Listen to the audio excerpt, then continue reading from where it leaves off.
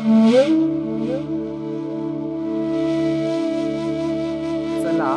आता आपण सूक्ष्म व्यायामासह योग साधनेला सुरुवात करूया।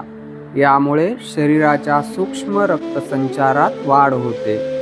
मानेसाठी क्रिया: मानेला पुढे आणि मागे वाकवणे। काळजी: तीव्र सर्वायकल स्पॉन्डिलायटिस असल्यास हा व्यायाम करू नका। सरळ उभे राहा। पायात 2 ते 3 इंचाचं अंतर ठेवा। हात शरीराशी सरळ ठेवा। आता हात कमरेवर ठेवा। श्वास सोडत मस्तक हळूहळू पुढे वाकवा आणि हनुवटी छातीला टेकवण्याचा प्रयत्न करा। श्वास आत घेत मस्तक सहज रीतीने मागे घेऊन जा। श्वास सोडत पुढे वाकवा। श्वास आत घेत मस्तक सामान्य स्थितीमध्ये घेऊन या। हा झाला मानेसाठी पहिला प्रकार। आता मान उजवीकडे आणि डावीकडे वाकवणे। श्वास सोडत मस्तक हळूहळू उजव्या बाजूला वाकवा। खांदे न उचलता कानाला खांद्यानजीक आणण्याचा प्रयत्न करा। डाव्या बाजूला आलेला ताण अनुभवा। श्वास आत घेत मस्तक सामान्य स्थितीत आणा। श्वास सोडत मस्तक डाव्या बाजूला वाकवा। उजव्या बाजूला आलेला ताण अनुभवा।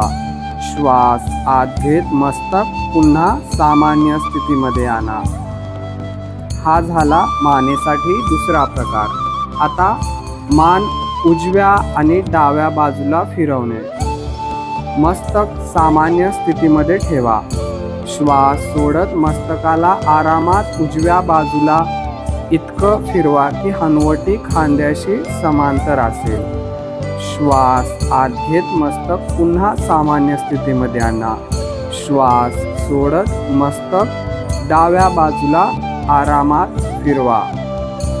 श्वास आत घेत मस्तक सामान्य स्थितीमध्ये आणा।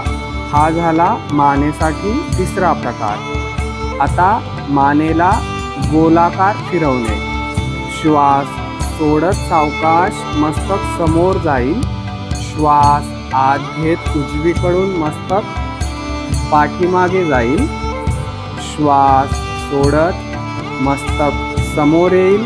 आता विरुद्ध दिशेनं श्वास आत घेत मस्तक डाव्या बाजूने पाठीमागे जाईल। श्वास सोडत समोर। आता श्वास आत घेत मस्तक सरळ करा।